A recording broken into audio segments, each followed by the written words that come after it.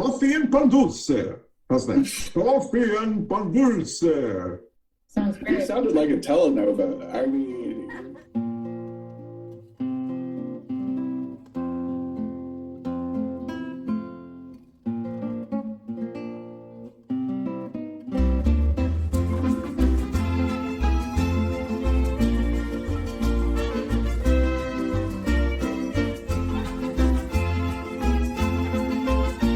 Hi, I'm Barb Bacon, and I'm a community advocate here in South Charlotte. If I had my buttons on today, it would be, let's get some gun control. I'm tired of looking at the news and seeing this. Black Lives Matter in honor of our friend Joel. And let's have equal rights for everybody.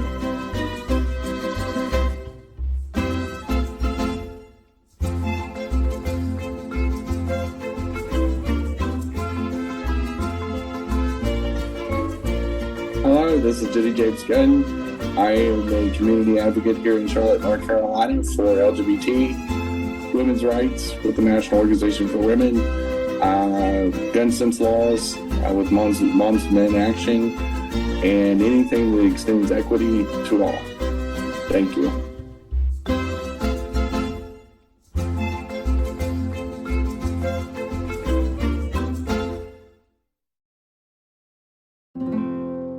Hey, I'm Christian Cano. You're the co-host. My buttons are Moms Demand Action, Gun Sense Legislation, Healthcare for All, Medicare for All, and also in my heart, Black Lives Matter on behalf of Joe Oldham, who's a guest of ours who passed away last year. That's it.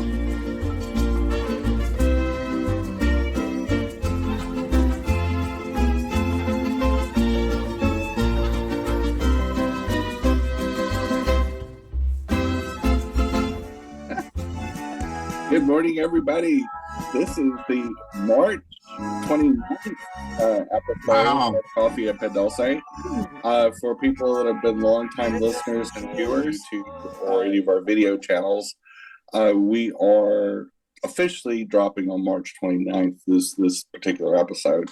So good morning, everybody, and hope you're... Good morning. We have a special guest that we'll introduce here in a few moments, and take it away, Christian. Yeah, as Jenny said, good morning, everyone. Today's March 29th, and Barb is keeping us on track. So whatever you're drinking this morning, let's salute to your neighbors. I'm drinking coffee, so my jokes are landing today. We do want to thank everyone who's joining us, as Jenny said, who's watching us on Facebook Live, but also those who watch us on YouTube, and the thousands who listen to us on your favorite audio podcast platform. Hey, Jenny, remember I told y'all that show that we did a couple of weeks ago was going to be our #1 so far? Well, now it has gotten 9,000 views and over 20,000 listeners, and I think we've broken the record for us, on comments. So I want to thank our rapid response social media team, Jenny, for replying to almost every comment that we. Well, I don't know what. Well, I don't know how you do it, Jenny. But in full disclosure, I mean, Facebook does most of the work, so they let me know. Yeah, that's right. Comment. So I go to the page where that show was dropped, and I can hit newest. You can sort by different ways as the page owner, and so I just click newest, and it'll tell me who the most recent response is. And we knew when we made that show, that episode, and it was by the way the ad was designed, it's designed to be clickbait, is to get people stirred up, because we never stir anybody up on this show.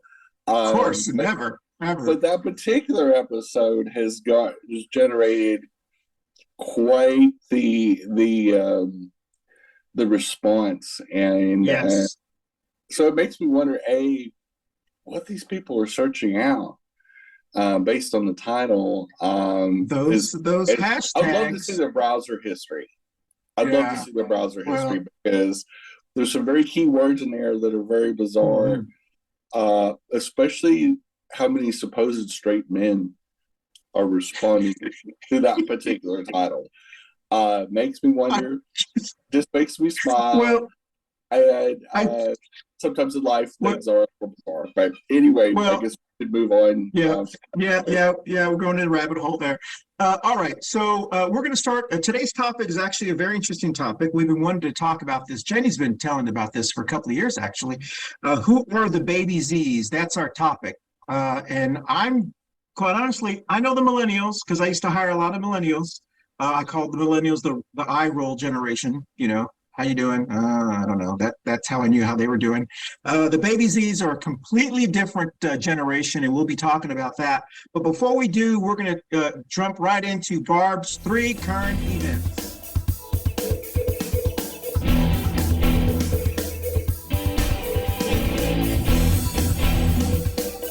And this is Barb's current events. All right, so here's 3 current events. I didn't tell anybody what these were before we started, so you don't have to comment if you don't want to, but please try to do it within 30 seconds. The very first current event, Florida State Senator, who is 35, I don't know, maybe I'm confusing that. He's a young state senator. He is the person who actually wrote the Don't Say Gay bill, is now facing up to 35 years in prison after pleading guilty last week on federal fraud charges for the COVID-19 relief funds. That's the first one. The second one is the rankings by Wallet Hub. I believe that's the name of the company. They came out on the best states to live in for low taxes. And interestingly, because I live in North Carolina, most of us live in North Carolina. There's this myth that North Carolina has high taxes, which we do in a lot of areas, but we have very, very low property taxes. And compared to the states like Texas and Florida, we actually have lower property taxes. I know Barb's shaking her head because we just all got our stuff for the next year. We actually have lower property taxes than those 2 states. So interesting to hear. The last one is, and I have to try to read my writing. I apologize. Something happened. There's a new study that just came out. It started in England, but now they've moved it to the United States. Companies were trying 4-day work weeks, and it turns out they have gotten 86% increase in production by just going 4 days a week. So we'll start with you, Jen, 30 seconds or less. Do you want to comment on any of those 3? Well, I mean, I'll start with the productivity study. A lot of companies have gone to 4-day weeks, remote work, things that nature, hybrid schedules of maybe 2 or 3 days in office, 2 or 3 days out of office. And it's a proven fact that when you have a more efficient week, productivity will go up. Because there's a fatigue thing, you get a diminishing return from people. And this has been studied a lot of different ways, is that when you, in true American form, we always think, well, if you work harder and longer, you get more done. But a human brain and a human body can only go so long before the fatigue sets in, our attention span starts going away, and that sort of thing. So that's why a lot of these companies, even before COVID, before lockdowns and stuff like that, have already been experimenting with this for years. I even graduated from a high school. We only went 4 days a week, and on Friday we had a half day of just hobby classes like guitar appreciation, art classes. We actually had a bowling class, but they were non-graded, low-key, teacher taught classes, and so they were designed for mostly the various special interest clubs at my high school. And it seemed to give us a 3-day weekend in a lot of ways. I personally loved it. I learned more because it felt a little bit more like college because it was concentrated in a shorter period. And I didn't feel burnt out when I was a senior. And so I thought it was a great experience. It was a great college prep experience. Florida Senator or? The Florida Center, we talked about on the other show. Yeah. And, you still buddy, misappropriate, and you're in a governmental job too as a Florida senator, state senator. Yeah. That wasn't real smart. You know, they're going to look at you a little bit closer. And the taxes? And the taxes, you know, I'm not a property owner in this state, and so I can't really compare or contrast it. I will say I think a lot of people get confused between tax rates and property valuations. Yeah. I think the downside of living in a very robust Charlotte economy, for example, is that, you know, property values are going to go up because, you know, 100 people a day are moving into the greater Charlotte area. And so many of those are renting like I do. They're moving into these high rises, and they're building these new high rises at a record pace. Unfortunately, that also raises the value of the general property in the Mecklenburg County area. And so for people that have moved into a home and that's where they're spending their retirement years, they're not moving around like somebody like me. Yeah. And so the people that are going to pay the highest price for these higher valuations are people that have probably done, you know, are living on a retirement income, and have got very specific budgets. And it's typically seniors and people that are medically retired, like my ex is. And so when they're having to pay higher valuations, there ought to be something, and maybe there is, and I just don't know it because I don't know the law. There should be a cap on what you do. That's a good in their retirement years. Like there should be an exemption to me for people above a certain age to where they can be exempt. Like they only have to pay 50% or something like that. Because I really don't think it's fair when you're talking about somebody that is in a retirement age, that especially if they're fairly Social Security dependent and investment, and because the investments are only going to rise a certain amount, whereas property values in a very active county like this can see tremendous spikes over a short period of time. And you know, I think that's where I think tax policy can really bite someone in the butt in an unfair way. Well, we were talking off camera about this a little bit before. Barb, you want to comment on any of those three topics in 30 seconds or less? All I can say is I'm working on my request for a review because I'm hot. It just I watched two of the houses here in my neighborhood sell. And it was a bidding war and it was bloody. That has nothing to do with fair market value. That's true. That's all I'm going to say. The Florida senator, I hope he goes to jail. I'm just tired of this. Oh, he's going. Good. Yeah. They should. And as far as 4 day a week weeks, I think that is a great idea. One of the companies I worked for when I was a professional, we went to flexible time because we had so many working mothers. What a difference in people, and they were on time and they were happy. And so I can't imagine what they would have done with a 4-day work week, but I think it's a great idea. My next door neighbor is 4 days in the office, 1 day at home, and he gets to pick. He said he loves it. So I think it's a great idea. I think it's a great idea. Okay. And Mr. Klonowski, am I pronouncing that correctly? I should have done it right before. Would you like to comment on any of those, or do you want to pass?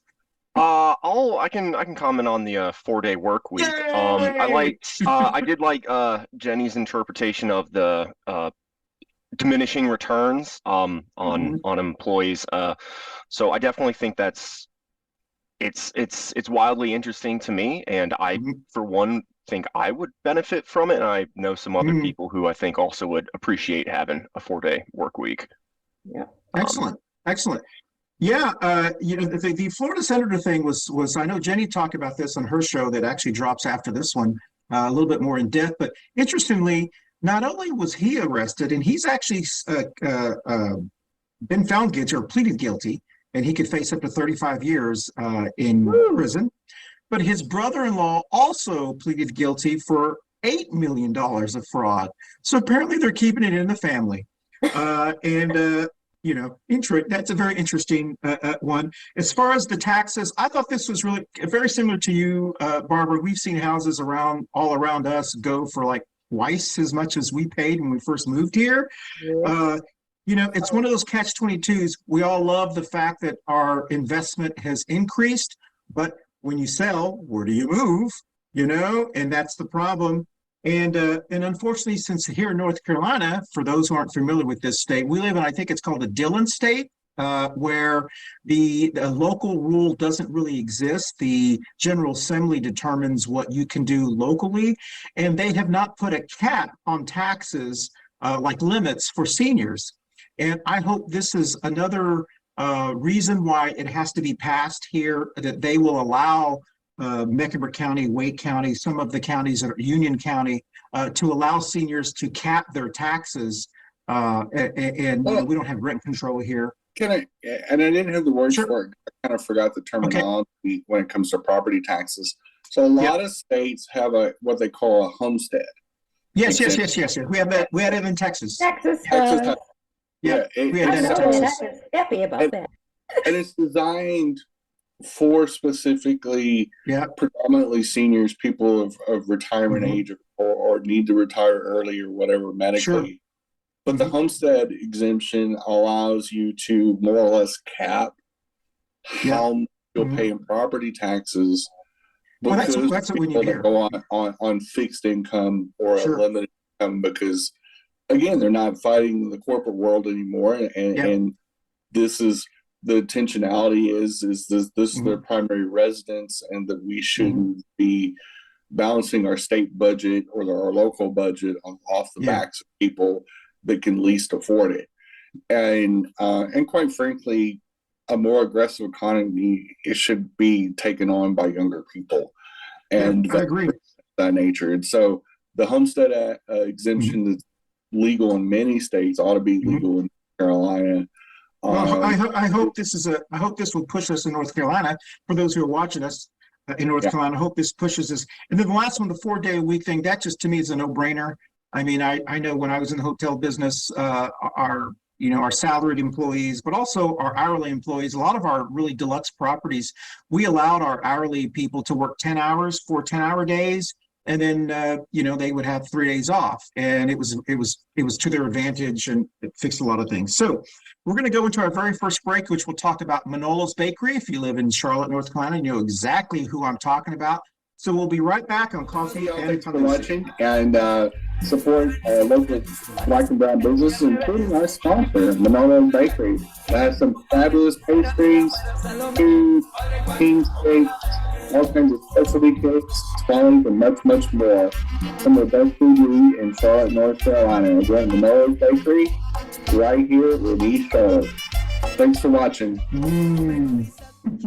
All right, well, welcome back, y'all. And so we're gonna go into our topic. Today's topic is who are the Baby Z's, and I'm just gonna read you what the Google machine, as Jenny likes to call it, says. So the Google machine says that the Baby Z's are Americans born between 1997 and 2012. Jenny, you call them the Baby Z's, right? Is that who you kind of refer them to? So my two youngest kids are in that deal. So they're my babies. So I call them the Baby Z's. One was born in 1998. And one was born in 2000, and so I think of that generation because it's still so young. I mean, we're talking about people as young as people born in 2012. So I mean, literally, fairly recent history, and to the late 90s. And so Generation Z is the youngest generation coming of voter age. Yes, they just now are coming in. And it's a massive generation. So just between January 1st of 2023 and by the time that we have the 2024 presidential election, to give you an idea, 8 million of them are going to turn 18 in that generation. So it'll be potential new voters that overwhelmingly lean very progressive, very left. Yeah, 70%. Considering what has happened in history since they've been alive, you can see, the effects of climate change. You can see we've been through multiple banking crises. And we've had a war. We've occupied some country in some type of war zone since they've been alive, basically. Well, oldest of them were 4 years old when 9/11 happened. So you're talking about a generation that has seen a tremendous amount of change, a tremendous amount of socioeconomic strife. It's been a very active century, probably in certain ways, arguably more active than the 20th century. And so these kids are having to grow up really, really fast. Well, and so I talk about this to my kids all the time, my two youngest, because they're in that generation. My oldest one's a millennial, and they've seen a lot. To me, a lot more. Hey, Jen, I'm going to interrupt you here because we don't have a lot of time here. But just to put things in perspective, the baby boomers are from 46 to 64, and of course you can go a couple of years. Gen Xers, which Jen and I are, which I consider the wasted generation, from born between 60. Yeah, I know. We're the ones who are running the country right now. 65 to 1980. The millennials, the 1981 to 96 is one everyone kind of talks about. They're like the huge generation. And then, of course, the baby Zs. And the reason we wanted to have this our guest on today, is I saw him, and we've done a lot of shows about PBS. And as everyone knows, when I'm camping, I'm out where I can only get PBS. It's like 4 stations, Rudel, all the other stations. And I must have seen him, sir, I must have seen you on one of the stations because they were talking about the Green Book.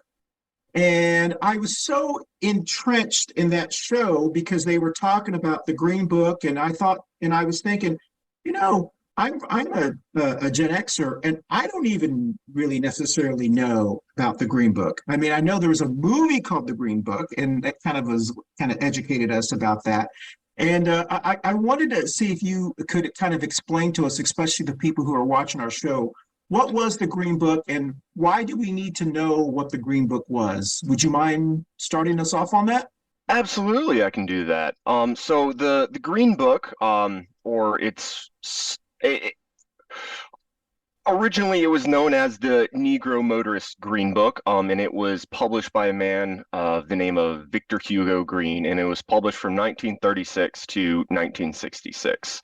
And so the purpose of this was, it was a guide that enabled travelers, particularly Black travelers or motorists, to find safe havens, if you will, throughout originally just the southern states, but it did expand to all 50 states and eventually some international destinations. So in it, there's each state has listed the individual cities, and under there were specific businesses where Black people knew that they could go and not be they would be safe there. They wouldn't I apologize, the word is escaping me, but they wouldn't feel comfortable. Right. These were places where they would be treated as equals. They wouldn't be discriminated against. And so this book was published in from 36 to 66, and so that is what the Green Book was. The name itself changed quite a few times throughout its 30-year existence. But why is it important for us to still discuss this? And I think this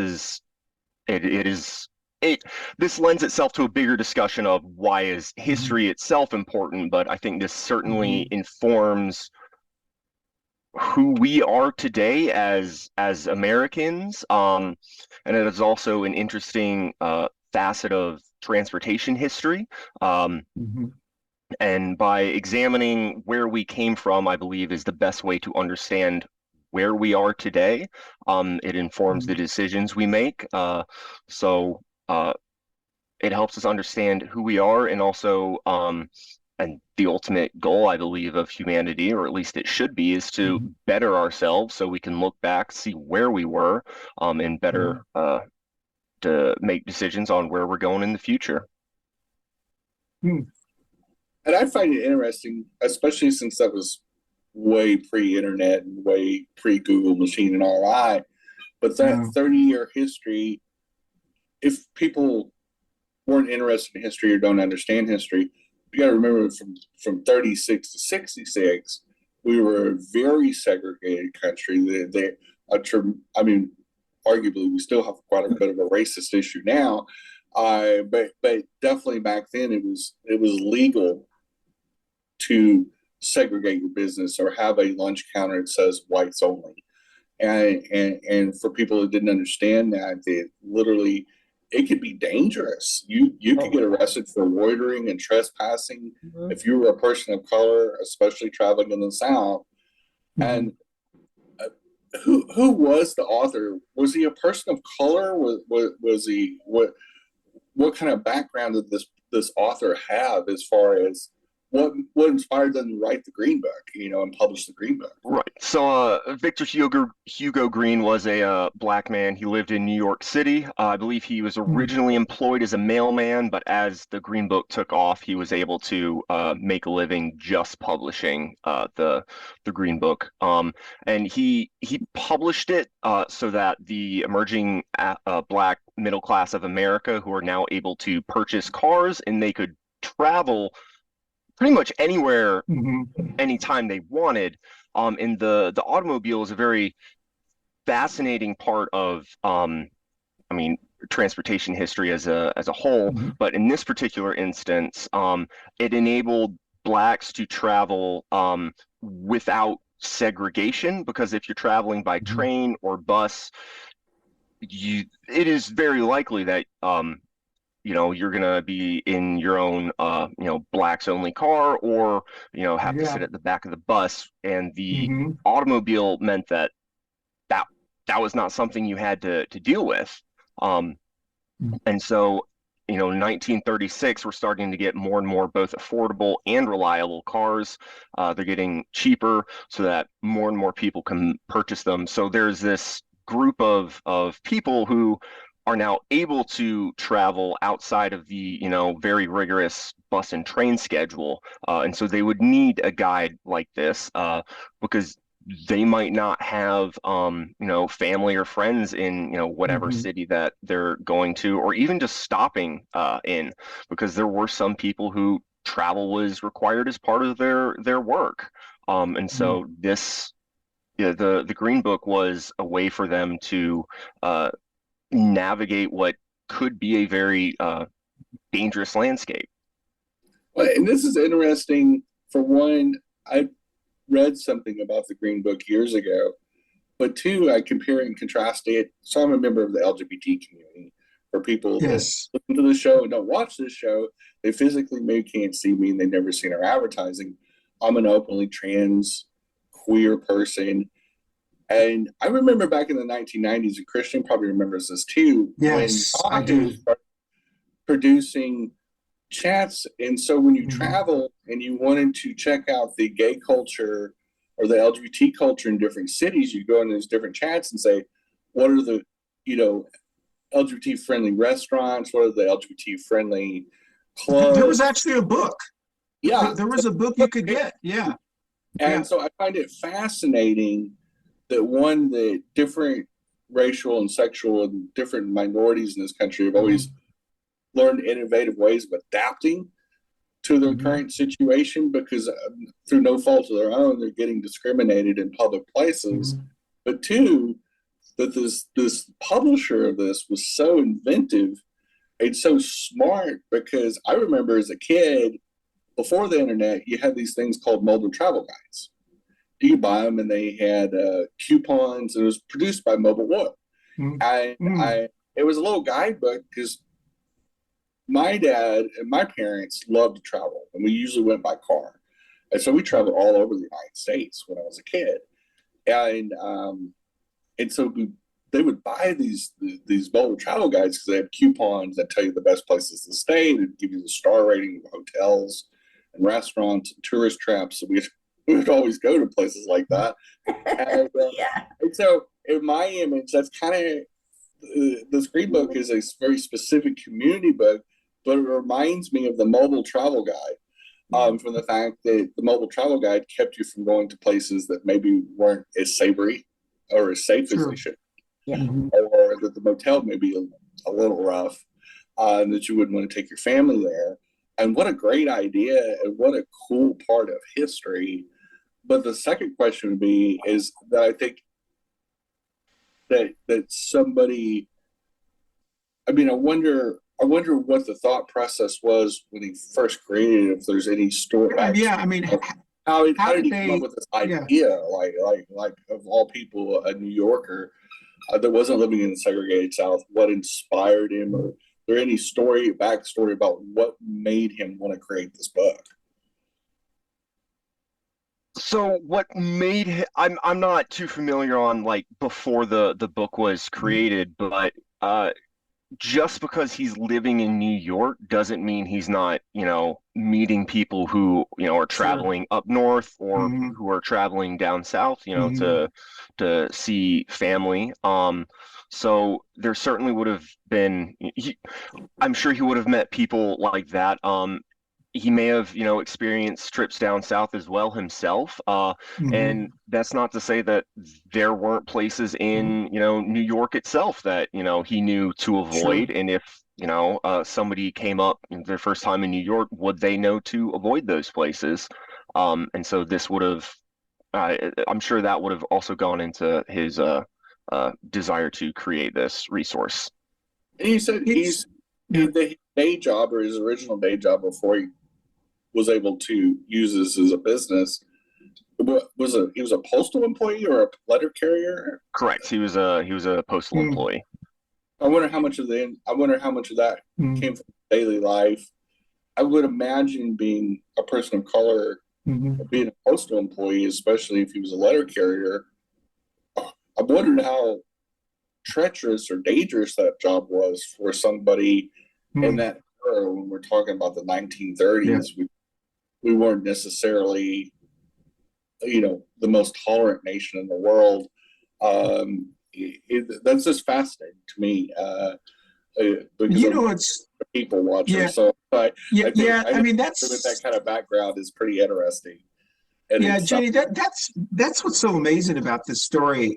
And when I saw it on PBS and then when I've heard about this is, I don't think I'm almost sure a lot of Baby Z's and even millennials, heck, and I'm a Gen Xer, we forget just not many years ago, 20, 30 years ago, we just assume you can go online today and book an Airbnb and there was a time that it was dangerous. I mean, literally dangerous to travel, let's say from New York to North Carolina to visit family, or to Charlotte, and to stop at certain places. And I think this is really kind of an important lesson to learn, because across this country, there are people who do not want things like this taught, and that there's this, and we talk about Florida all the time, one of our favorite places to dump on. I'm not even sure that, I mean, I don't know if you would even want to go into this area or talk about this, but is this something that, go ahead, Barb. Well, on my grandfather's side, my maternal grandfather, he had a sister that married a man from the South. We all were from Illinois, and they moved to Selma, Alabama. And Aunt Donna Mae would come to visit. And let me tell you, she was an experience. She was loud, she was short, and she was Southern. And she did not like Black people. And my family, we didn't know any. Our town, and I think I've said this before, Lily White, Crystal Lake, Illinois. And some of the stories she would tell us, and the kids had to leave the room. Yeah, right. We always had a spy, but usually it was me. We were shocked, and my aunts and uncles were shocked about some of the things she would say, and she would condone that behavior. And my grandmother was so angry. Not that we experienced it or knew of it, but that somebody would be proud that you persecuted somebody or you hurt them or you ran them out of town, let alone string them up in a tree or something. I mean, we were like, what? We just couldn't imagine it. I mean, we were little kids, and she wasn't invited anymore. And now, how can you tell your husband's brother that he can't come to visit anymore because of his wife? But I do have another question for Xavier. So the publication did run from 36 to 66. Was there? And I know a lot of the civil rights bills were passed in 66 and 67 and all that. Was that the particular reason why they stopped the publication, or was there a reason why they stopped publishing in 66? So the Victor Green, the original author of this, he actually dies in 1960. And so his wife continues publishing it. And then the Civil Rights Act of 1964 is passed. And so the need for it starts to wane. And so I'm sure that, the desegregation of the South, there's less and less of a need for it. So they did eventually stop publishing it. And I do think the legal desegregation is one of the reasons why this exited publication. Sure. And a lot of times companies also usually don't survive their founder very much longer either, so right, that too. It seems like some of this is market forces with the more affordable transportation option of being an automobile. Interesting enough, it precipitated the need because more and more people were buying cars. And of course, coming out of World War II, we had a very fastly growing middle class with the GI Bill and everything else, which was my grandfather. He fought World War II, and so how did part of that class? Hey Jenna, I don't know if you asked this question, but how did they get this book? Did they have to? I mean, because we didn't have online. I mean, did they have to go someplace to buy it, or was it something that they bought from a bookstore? Or and I guess my question, was it green? I mean, I assumed it was called the Green Book because it was green, but it was. I was just curious where you would buy, because as I had mentioned to you, sir, when we had invited you to come on the show, I remember growing up in Texas, and I remember us traveling to San Antonio, Texas, and there was this. We never had a book, but there was always a conversation that my dad's brother and him would have, and they would plan where they were going to stop. For some reason, they never wanted to stop in West Texas. Now, if you are not familiar with Texas, West Texas is not in West Texas. West Texas is between Fort Worth and Waco. And they never wanted to stop in West Texas, and also before Killeen, wherever that is, I don't remember. I don't know why. I got the impression that they just not feel comfortable stopping there. So they had places off of 35 that they would say, okay, don't forget, we're going to stop here. And it never dawned on me, and I can only assume it was because they didn't feel comfortable. So I don't know if there was an unofficial book in Texas that the Hispanic or Tejano population just followed, but I was wondering, if it was, I wonder how would you buy this book? That's a good question. I'm not exactly sure. So I know it was. I've read it received national distribution from the company that was formed to publish and distribute it. So it was being shipped throughout the United States and would end up at either bookstores or I possibly just gas stations, anywhere where blacks would feel safe going to purchase it is what I suspect. And the book is actually, the covers themselves are actually green. Oh, okay. Well, that makes sense. All right.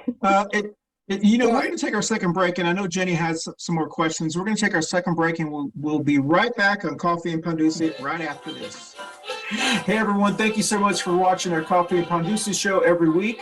Don't forget, you can watch us visually on our video podcast platforms on Facebook and YouTube, but you can also listen to us on your favorite audio podcast platforms like Apple, Amazon, iHeartRadio, Spotify, and all of the other ones that your favorite, whatever your favorite is. Once again, thank you for watching us on Coffee and Pan Dulce. We'll dance out. All right, well, welcome back. Wow, this is like an interesting history lesson. I'm sorry. Go ahead, Jen.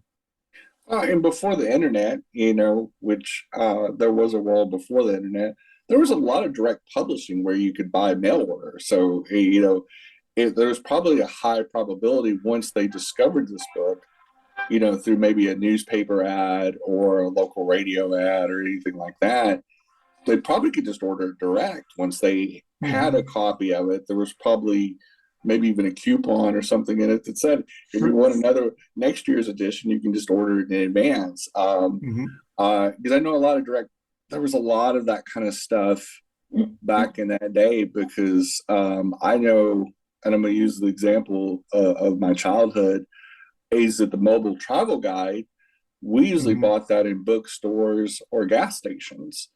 And it was, or in touristy areas in our local areas, you could just go to that place where you know they sold them, and you'd buy that book, and you would use the coupons in the book and the information in the book, and when we'd go on trips that year.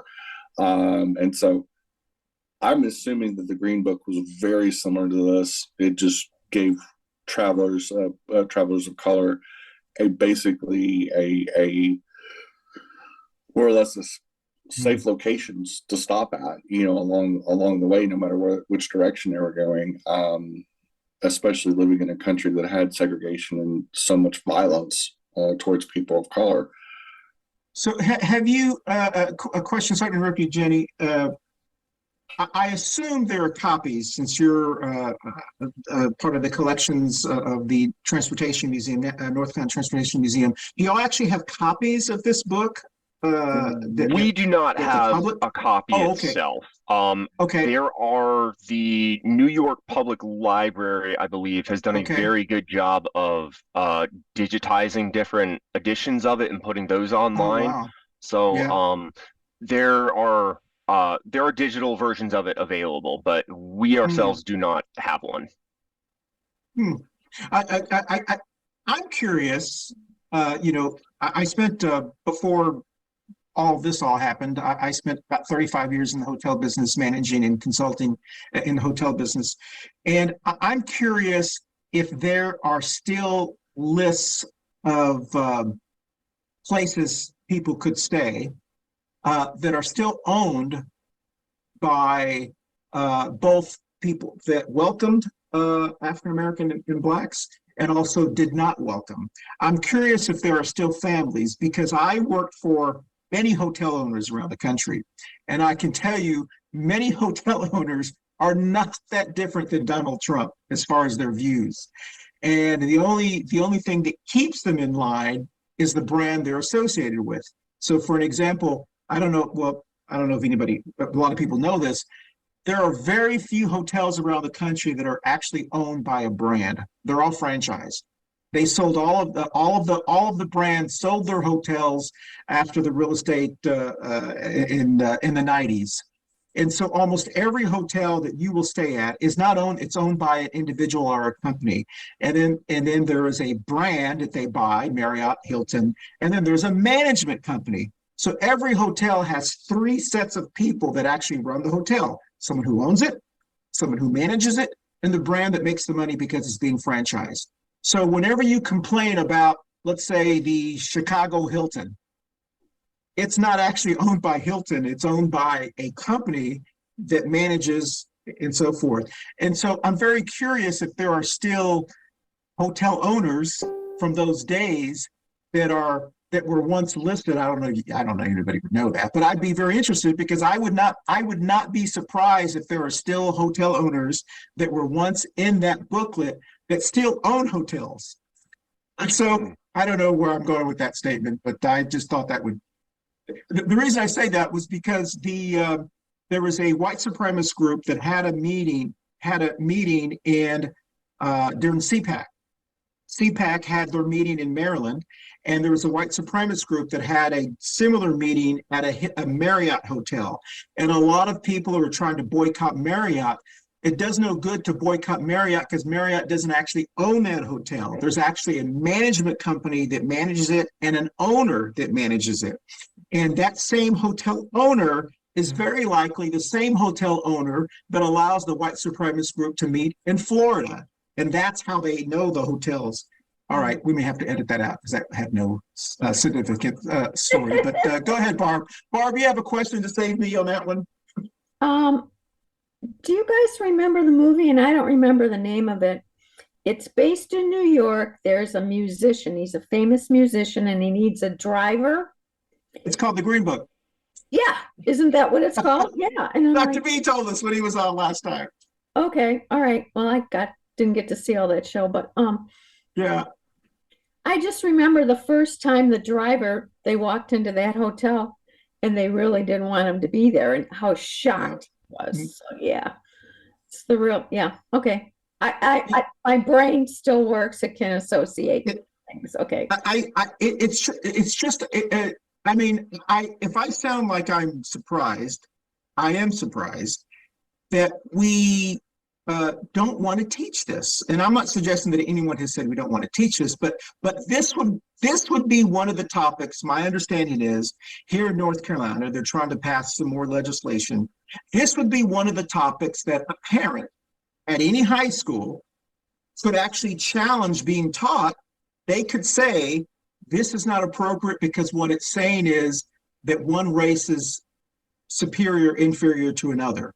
And this has nothing to, I mean, I guess it does have to do with race because there was a population that was being discriminated against. But this would be something that could be challenged. And once it's challenged, they have to take it off until they can approve it. So honestly, I think I'm taking it back to transportation history. Mm-hmm. I think it's interesting for the fact that we in modern times don't think about, when the automobile became more common and more affordable, and how that change in the marketplace changed the opportunity for people to actually own an automobile. And how quickly that changed in American history and in transportation history. And I think that's one of the important things to discuss is the necessity for something like the Green Book, why a Green Book was created, what was going on in our country at that time, and discussing those things that are both important when you're talking about a racial divide, but also just in general with how our country is changing from being an agrarian society to a manufacturing or a mass production society. Those all had an effect because people were traveling more. They were traveling more for pleasure. They were traveling more for business. The automobile allowed people to go places where trains and buses maybe weren't as common, especially in the South. And so speaking to that, I mean, how much did the automobile in mass production and more affordable form really change the South, for example, in transportation history? I mean, was it a massive change? Was it something that changed our culture? And I'm really aiming this towards Xavier. Is when was the era that the automobile really changed the United States or started changing the United States? So I think the automobile really starts to have an effect, around, the late 30s, because prior to this, in 1908, 1909, we get the Model T, which is, the first or one of the first mass-produced automobiles. However, the Model T had, it was not very fast and it was not reliable. But once we start seeing these cars that are reliable, which is you start seeing much more of those in the 1930s. You also start to get a lot more money is being spent on infrastructure. So it's very hard to go somewhere in an automobile if there isn't a road, especially in those early ones. So once you start getting, you get the roads, you get the cars, then people can, go where they want, when they want, and that is really the beginning of the decline of specifically rail transportation for people. So I think that this 1930s, that's definitely when you start to see the shift from transporting people by rail to transporting people by automobile, whether that is car or bus. And I think that is not true just in the South, but throughout the country. We're going to take our last break, and then I want to come back with another question regarding that topic. Okay, we'll be right back on Coffee and Pan Dulce. Up next is Two Queers in a Truck with Jenny and Christian. And hope you guys tune in. We'll see you in about 15 to 20 minutes. Thank you. Well, welcome back. And Jen, I know we all have a lot of questions. So go ahead, Jen.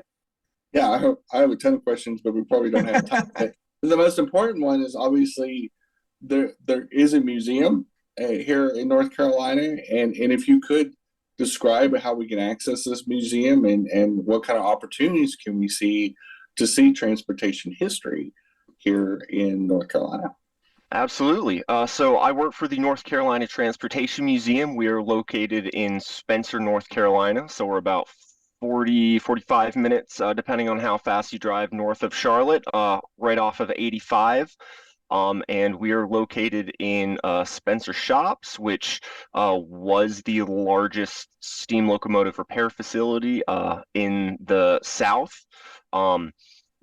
So we have a couple buildings open, and we concentrate on all things transportation related, be that planes, trains, automobiles, and even a few boats. So you can come in, you can see some of the buildings that were used to repair and maintain steam locomotives, as well as all sorts of types of transportation itself. And I believe we are currently open Tuesday through Saturday, 9 to 5, and then on Sundays from noon till 5 o'clock. And if you come on a Friday, Saturday, or Sunday, we also offer a train ride on site with one of our diesel engines. Ooh, cool. An old train. Yeah. Which I just love. And just think, I actually learned that from PBS. I know. Because I find transportation history particularly fascinating. Growing up in Texas and New Mexico mostly, those are two very large, very expansive states. There's a lot of real estate, open, non-developed real estate in certain parts of Texas. And Texas in general and out in New Mexico too are very car cultures. Mm-hmm. And so when back about 20 years ago, they started to try to introduce mass transportation back to like the Dallas area and the San Antonio area. The TRE, they have the train. Yeah, they have the DART train in Dallas, and then they tried to get the San Antonio voter to vote in a small tax increase to build a mass transit in San Antonio, and they got overwhelmingly defeated because they said, we're a car culture here. Nobody's ever going to use the local train, and so and especially at that time, this was right after the Henry Cisneros era of San Antonio. And so there was a big pushback on any kind of tax increase. It didn't matter for schools, roads. San Antonio became very conservative on their fiscal policy, probably because of the billions we spent on the Riverwalk. I mean, I'm not gonna lie, we did build about 10 miles worth of waterways and tourist attractions, and so. But don't you think, Jenny, this is one of the stories.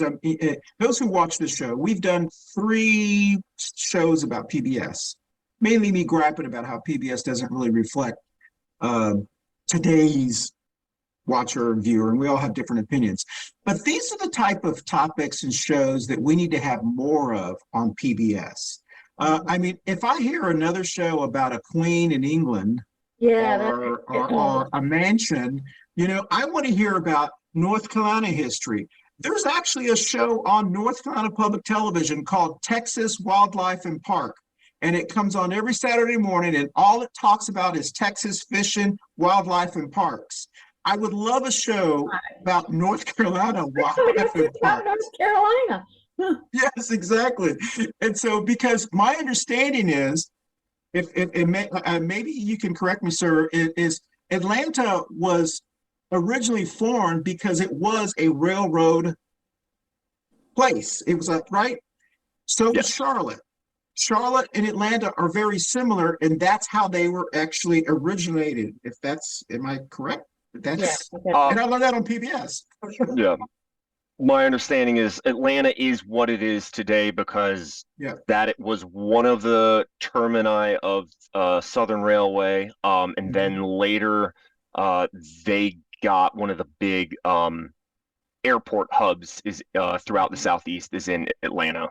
So that is. Wow. And transportation directly affects a lot of things. That's one of the reasons Fort Worth even existed, was that's where the original Texas stockyards was. Oh, yeah.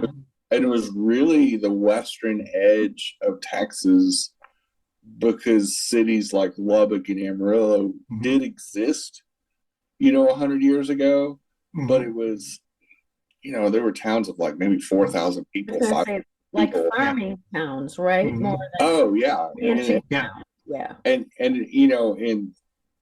there wasn't this modernization of cities, especially in Texas, but honestly, they were kind of remote and hard to get to. I mean, even by car for a long time, just because there wasn't really any interstates that went out that way. Roads. It was just, the roads were probably pretty suspect, and gas stations far and few between. So Fort Worth really was the de facto west side, but people would transport cattle to those Fort Worth stockyards. And you can still see a cattle drive every day at 2:00 in the stockyards. Just to let you know that. You can. Just in case you want to know that. Yeah. Which is fascinating in itself. Yeah. So Jen, you have one more question. I know Barb may have a question before we start wrapping up here. Well, go ahead, Barb. I have one comment. We're talking about transportation and automobiles, and primarily because of the Green Book, discrimination. I can tell you from my family history that women were not allowed to drive or even think about it for a very, very long time. And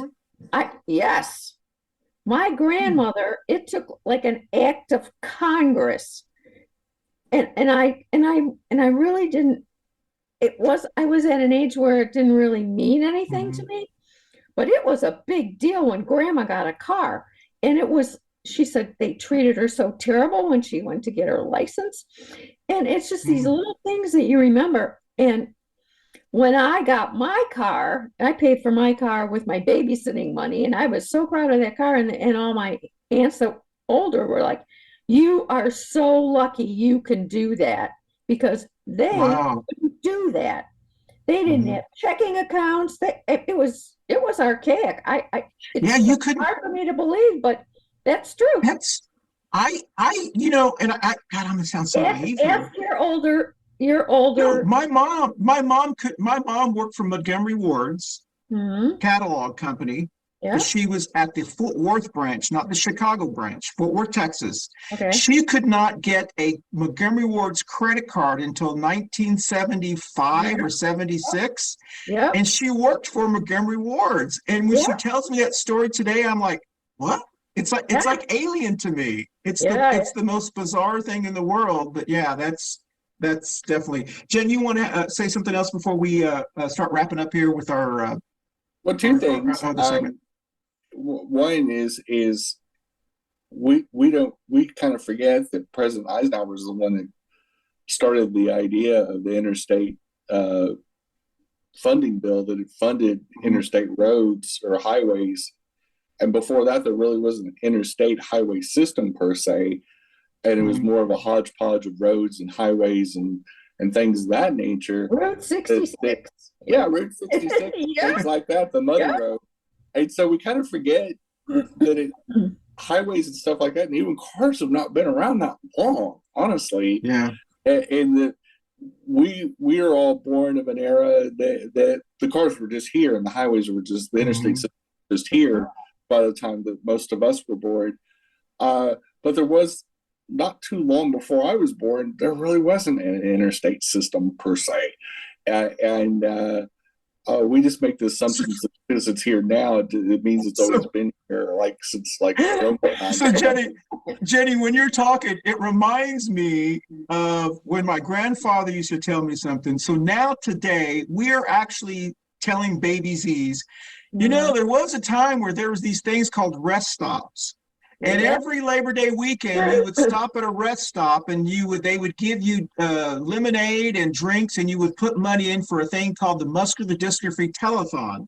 And these things happened at rest stops, and like they would be like, "What?" Well, number one, these kids would never want to get in a car and go anywhere with their parents. Yeah, I don't blame that. Over first, you know? I mean, no way. No road trips are happening. That's true. And we've also just taught for those who we don't get a lot of Baby Z's watching us according to the demographics, but the ones who watch us, just to let you know, a Route 66 is not a Sonic drink. It's actually a highway that goes. Yeah. Oops. Yes. Really? Okay. Yeah, I've digressed there. So, hey, Jed, we're gonna go. We're gonna pause just a second. We're gonna go into what we call now the Pendejo Chronicles.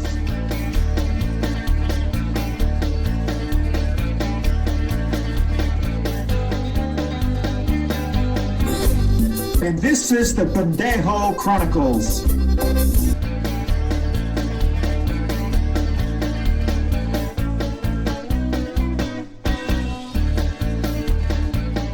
All right, well, welcome back. So the Pendejo Chronicles, every one of us gets to read one of the comments that has been said about us. And I'll go ahead and start the first one. Jen, you can do the second one, and then Barb, the last one. This one was posted. Okay, that's fine. This one was posted about me. Consider this. The liberal scum have searched for years to find something, anything to charge President Trump with while the FBI and IRS and DOJ and CNN and the MS. This went on 5 paragraphs. Eventually it says the ratings are proof. Feel free to fact check this. Y'all are scumbags. Well, all right. I don't know. All right, Jenny, what did they say about you? Actually, I'm not quoting. There was just a general quote from Jim Jackson that I guess he served in Vietnam, according to his cover page. He said, "It'll be nice. I'll be nice and not talk about what the Democrats have become."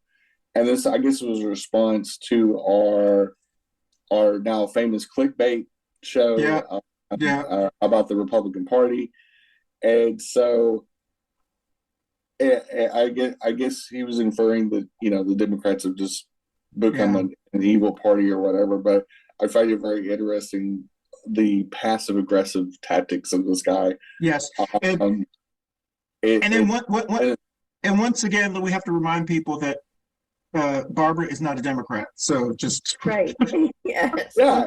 Not that it matters, but I'm just saying that. And throughout our history of our show, that goes back. So this show started in the fall of 2018. We've had several co-hosts that were not Democrats or independents, but we've had 2 different co-hosts at 2 different areas. Yeah, libertarians. There were Libertarian Party party holder members, and so we have a Libertarian presidential candidate. Well, yeah, they were a guest; they weren't a co-host, but we have had that's true. That's quite the very varied voices. And we have guests that have different backgrounds. This is why we had Xavier on today, was because of the transportation history and how it affected America, and obviously a very important part of not really talked about history as in the book, and defining how a group of people overcame institutional problems and policy problems before we actually addressed it as a nation, which is really important to note, is that sometimes innovations in the automobile industry, for example, is the great equalizer to let middle-class people of color be able to go see the great country that they help contribute to and are a huge part of our community. And speaking of that, we try to uphold and help, Black and brown businesses as a theme, a running theme in the show. We talked about this. We had the SBA director on here as well. And we showed, remember, shop small, shop local, and shop with your small business, especially Black and brown businesses coming out of a pandemic. And I think we do need to wrap up. We're up against the 60-minute mark, and I'm sure Xavier has other things to do than hang out with us. On work now. Is there any closing thoughts or anything you would like to leave our audience with about the museum or transportation history in general? Again, we're open, Tuesday through Sunday, through various hours. Whether it's y'all talking to now or any of your listeners, we'd love to have any of you out. We've got a whole lot to see here. Excellent. And so we're gonna go around the Brady Bunch screen in 30 seconds or less, because we do so well sticking to a 30-second time limit.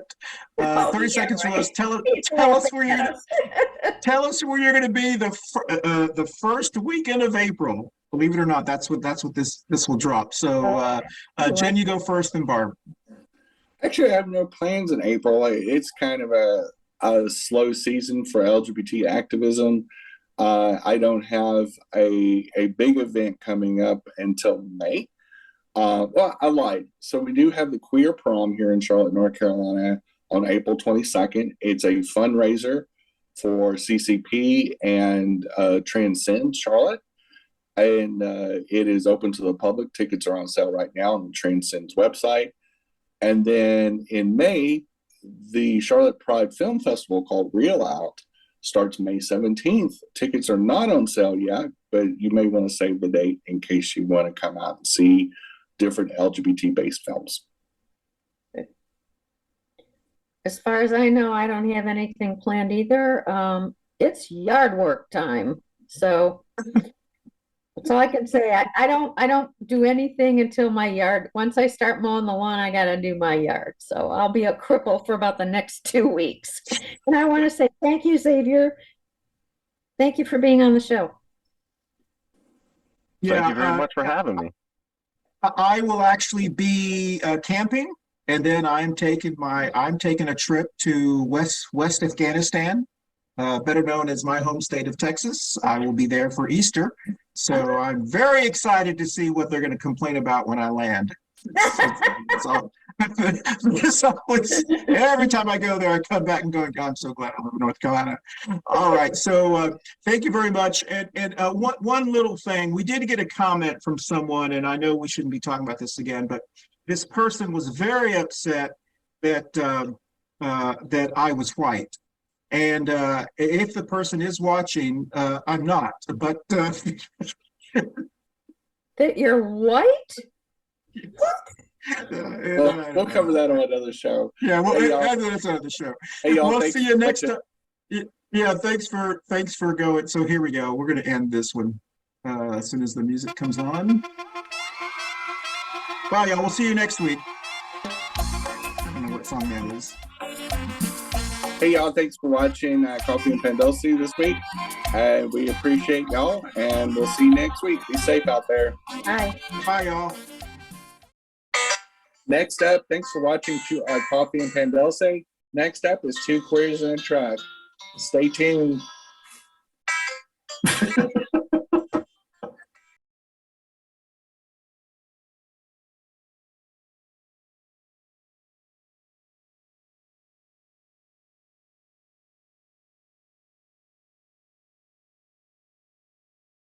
Coffee and Pan Dulce. How's that? Coffee and Pan Dulce. Sounds You great. sounded like a telenova. I mean, I'm trying this. All I have to say is go. Yes. As a non-spoon, we're now taping a week in advance. So today is obviously March 22nd for us in real time. But by the time you see this, your favorite audio Hey, Jen, podcast. when we come back from this last break, we can just do the Pendejo Chronicles. Do you want to still do that, or you want to skip that, or? I actually didn't have anything queued up for that. I mean, I can. While I ask my question, I didn't have time to do it either. I was doing cabinet. Okay. So. Okay. So what we'll do when we come back from this last break, I have a comment. yes, ask your question. Barb has a comment, and then Jen, if you can have him explain the museum, things like that, and then we'll go to the Pendejo Chronicles. So we got about 12 minutes left. Okay. All right, here we go.